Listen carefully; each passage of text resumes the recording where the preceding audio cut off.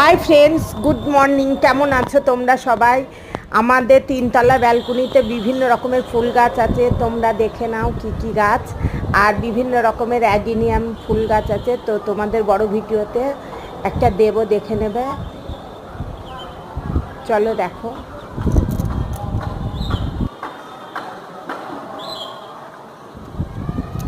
আর সকালবেলা খুবই সুন্দর লাগছে, চারিদিকে গাছগুলো কি সুন্দর লাগছে দেখতে। আর পাখিতে কিচিমিচি করছে, আরও সুন্দর লাগছে। খুব সুন্দর পরিবেশ সকালবেলা, আমার তো ভীষণ ভালো লাগে।